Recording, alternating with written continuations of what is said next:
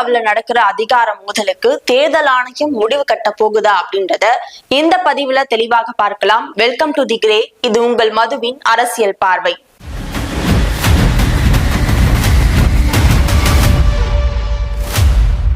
அப்பா மகனுக்கு நடக்கிற போர் இன்றைக்கு உச்ச கட்டத்தை தொட்டுடுச்சு. ஏன்னா அன்புமணி அவர்கள் தலைமையில ஆகஸ்ட் 9 பொதுக்குழு கூட்டம் நடக்கும்னு சொல்லிட்டாரு. அதே மாதிரி ராமதாஸ் அவர்களும் ஆகஸ்ட் 17 அவருடைய தலைமையில பொதுக்குழு கூட்டம் நடக்கும் அப்படின்னு சொல்லி அறிவிச்சுட்டாரு. தேர்தல் ஆணையம் என்ன சொல்லுது அப்படின்னா, அங்கீகரிக்கப்பட்ட ஒரு கட்சி வருடத்துக்கு ஒரு தடவையாவது கண்டிப்பா பொதுக்குழு கூட்டம் நடத்தணும் அப்படின்னு சொல்லியிருந்தாங்க. ஆனா இவங்க 2 பேரு ஒரே கட்சியை சேர்ந்தவங்க 2 பேர் தலைமையில வெவ்வேறு இடத்துல 2 பொதுக்குழு கூட்டத்தை நடத்த போறாங்க. இதுல எந்த பொதுக்குழு கூட்டம் செல்லும் அப்படின்றத தேர்தல் ஆணையம் தான் முடிவு செய்யும். இந்த பொதுக்குழு கூட்டத்துல எடுக்க போற எல்லா தீர்மானங்களும் தேர்தல் ஆணையத்துக்கு அனுப்பப்படும்.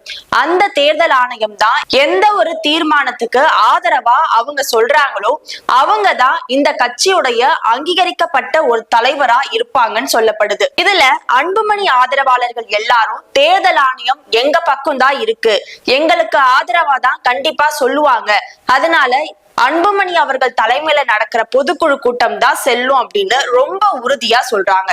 எதுக்காக இவங்க இவ்வளவு உறுதியா சொல்றாங்க அப்படின்னா, சில தினங்களுக்கு முன்னாடி ராமதாஸ் அவர்கள் தைலாபுரத்துலதான் இனி பாமகவுடைய தலைமை அலுவலகம் செயல்படும் அப்படின்னு சொன்னாரு. ஆனா அன்புமணி அவர்கள் தரப்புல இருந்து சென்னை அலுவலகம் தான் தலைமை அலுவலகமா இருக்கணும் அப்படின்னு தேர்தல் ஆணையத்துக்கிட்ட புகார் போனப்ப தேர்தல் ஆணையம் என்ன சொல்லியிருக்கு அப்படின்னா, பாமகவுடைய தலைமை அலுவலகமா சென்னை தான் இருக்கு அப்படின்றத ரொம்ப தெளிவா சொல்லியிருக்காங்க. அதே மாதிரிதான் அன்புமணி அவர்களோட தலைமையில நடக்கிற பொதுக்குழுவையும் தேர்தல் ஆணையம் அங்கீகாரம் கொடுப்பாங்க அப்படின்னு சொல்லப்படுது. ஒரு காலத்துல ராமதாஸ் அவர்கள் GK மணிய தலைவர் பொறுப்புல இருந்து நீக்கிட்டு அன்புமணி அவர்களை அவருதான் தலைவர் ஆக்குனாரு. மறுபடியும் அப்பா மகனுக்கு இடையில நடந்த கசப்பால நீ தலைவரா இருக்க மாட்ட, இனி தலைவரா இல்லைன்னு சொல்லிட்டு செயல் தலைவர் மட்டும்தான் அப்படின்னு ஒரு அங்கீகாரத்தை ராமதாஸ் அவர்கள் அவங்களுக்கு கொடுத்தாங்க. ஆனா ஒரு தலைவரா தேர்ந்தெடுக்கப்படுறவங்க அப்படின்றவங்க பொதுக்குழு கூட்டத்துல பொருளாளர், செயலாளர், மாவட்ட தலைவர்கள், மாவட்ட நிர்வாகிகள் இப்படின்னு உறுப்பினரா இருக்கிறவங்களால தேர்ந்தெடுக்கப்பட்டவங்க தான் கட்சியுடைய தலைவர் ஆக்குவாங்க. அதே மாதிரி ஒரு தலைவர் பொறுப்புல இருந்து நீக்கிறாங்க அப்படின்னா அதுக்கும் பல வழிமுறைகள் இருக்கு. நான் தான் கட்சியுடைய தலைவர், நான் தான் கட்சியுடைய நிறுவனர்னு ராமதாஸ் அவர்கள் சொன்னா கூட ஒரு அங்கீகாரம்ன்றது அன்புமணி அவர்கள் தரப்புலதான் இருக்கு. ஏன்னா அவர் முறைப்படி தலைவர் ஆயிருக்காரு. 2026 வரைக்கும் அவருடைய தலைவர் பதவி செல்லுபடி ஆகும் அப்படின்னு சொல்லப்படுது. இந்த இடையில நான் தான் தலைவர், நிறுவனர்னு ராமதாஸ் அவர்கள் சொன்னா கூட ஒரு பொதுச் செயலாளர், ஒரு தலைவர் இல்லாத எந்த ஒரு பொதுக்குழு கூட்டமும் சரி, நிர்வாக கூட்டமும் சரி, செயற்குழு கூட்டமும் சரி, அது செல்லாதுன்றதுதான் நிதர்சனமான உண்மை. அதுதான் தேர்தல் ஆணைய விதிப்படியும் இருக்கு. ராமதாஸ் அவர்கள் தரப்புல இருந்து என்ன சொல்றாங்க அப்படின்னா, கட்சியுடைய நிறுவனரா இருக்கிற ராமதாஸுடைய அனுமதி இல்லாம எந்த ஒரு பொதுக்குழு கூட்டத்தையும் நடத்த முடியாது அப்படின்னு சொல்லியிருந்தாங்க. ஆனா கட்சி விதி, பாமகவுடைய உட்கட்சி விதிப்படி 13 படி என்ன சொல்றாங்க அப்படின்னா, ராமதாஸ் அவர்களுக்கு தபால் மூலமா அழைப்பிதழ அன்புமணி அவர்கள் கொடுக்க போறாங்க. கட்சியுடைய நிறுவனர் பொதுக்குழு கூட்டத்துக்கு வரணும் வராதது 2வது பட்சம் தான்.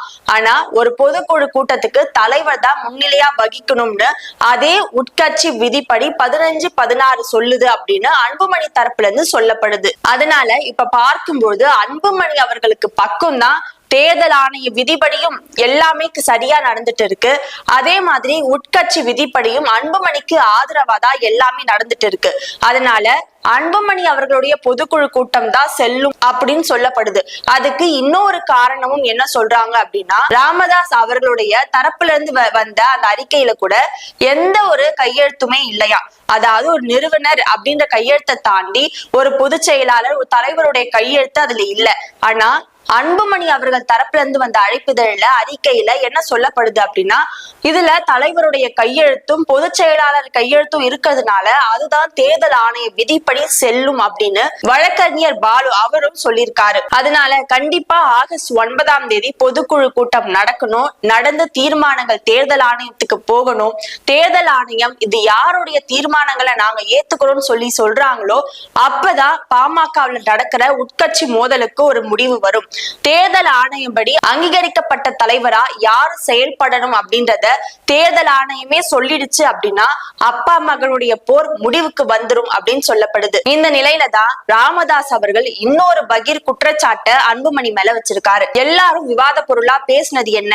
ஒரே டைம்ல 2 பேரும் வெவ்வேறு இடத்துல பொதுக்குழு கூட்டத்தை நடத்துறேன்னு சொல்லியிருக்காங்க. இதுதான் அப்பா மகனுடைய உச்சகட்ட போர் சொல்லிட்டு இருந்தாங்க. ஆனா ராமதாஸ் அவர்கள் சொன்ன ஒரு புகார் மறுபடியும் ஒரு விவாத பொருளா மாறி இருக்கு. வியாழக்கிழமை அன்னைக்கு பிரஸ் மீட் கொடுத்த ராமதாஸ் அவர்கள் என்ன சொன்னாரு அப்படின்னா, போலீசார் தரப்புல இருந்தும் கிரைம் தரப்புல இருந்தும் அந்த ஒட்டு கேட்கிற கருவியை யார் வச்சது அப்படின்னு ஒரு முழுசான தகவலை கொடுக்கல. அவங்க நினைச்சா 2 நாள்ல சொல்லிடலாம் அப்படின்னு சொல்லியிருந்தாரு. ஆனா இந்த ஒரு பொதுக்குழு கூட்டம் விவாத பொருளா மாறின பிறகு ராமதாஸ் அவர்கள் ஒரு பிரஸ் மீட்ல என்ன சொல்றாரு அப்படின்னா, உலகத்திலேயே எந்த ஒரு மகனும் செய்யாதத என் மகன் செஞ்சிருக்காங்க. தந்தையே வேவு பார்த்திருக்காங்க.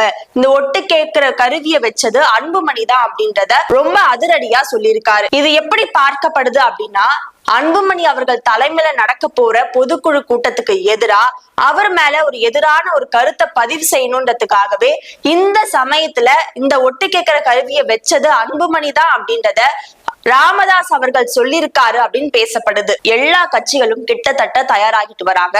ஒரு பக்கம் சுற்றுப்பயணத்தை அறிவிச்சுட்டாங்க, உறுப்பினர் சேர்க்கையை ஆரம்பிச்சுட்டாங்க. அதே சமயம் கூட்டணி பத்தின கட்டமைப்பும் ஒரு பக்கம் போயிட்டு இருக்கு.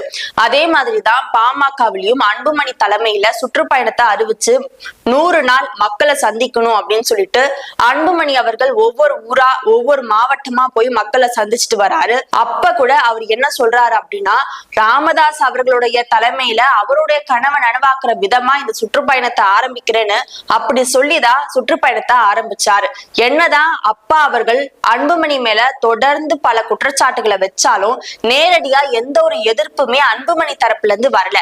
அதனால அப்பாதான் மகன் மேல கோபமா இருக்காரு அப்படின்ற ஒரு பிம்பத்தை உருவாக்குறாரா அன்புமணி அப்படின்ற ஒரு கேள்வியும் இங்க முன்வைக்கப்படுது. என்னதான் அப்பா மகன் பிரச்சனை இருந்தா கூட கட்சியை வலுப்படுத்தணும்னு அன்புமணி அவர்கள் ஒரு பக்கம் இந்த சுற்றுப்பயணத்தை ஆரம்பிச்சாலும் ராமதாஸ் அவர்கள் இந்த சுற்றுப்பயணத்தை மேற்கொள்ள கூடாது அப்படின்னு சொல்லிட்டு டிஜிபி கிட்ட புகார் கொடுத்தாரு. இதுவும் மிகப்பெரிய விவாத பொருளா மாறுச்சு. இந்த மாதிரி அப்பா மகனுடைய பிரச்சனைய கட்சி வரைக்கும் கொண்டு வரதுனால கண்டிப்பா இது பாமகவுடைய வளர்ச்சிக்கு தடையாதான் இருக்கும். அதனாலதான் அன்புமணி ஆதரவாளர்கள் எல்லாரும் எங்களுடைய எதிர்காலம் அன்புமணி தான், அதனால ராமதாஸ் ஐயாவை எல்லாரும் தவறா வழி நடத்திட்டு வராங்க அப்படின்னு ராமதாஸ் ஐயா மேல ஒரு மிகப்பெரிய குற்றச்சாட்டு அன்புமணி தரப்புல இருந்து வைக்கப்படுது. இவங்க 2 பேர் பிரச்சனையில இப்ப தொண்டர்கள் யார நம்புறது அப்படின்ற ஒரு மிகப்பெரிய குழப்பத்துல இருக்காங்க. இந்த குழப்பத்துக்கெல்லாம் சீக்கிரமா ஒரு முடிவு கட்டணும் அப்படின்னா தேர்தல் ஆணையம் தலையிட்டு ஒரு சரியான ஒரு தீர்வை கொடுக்கணும் அப்படின்றதுதான் தொண்டர்களும் சரி மக்களும் எதிர்பார்க்கிற ஒரு கருத்தா பார்க்கப்படுது. இது போன்ற மேலும் ஒரு தகவல்களோடு சந்திக்கின்றேன். நன்றி.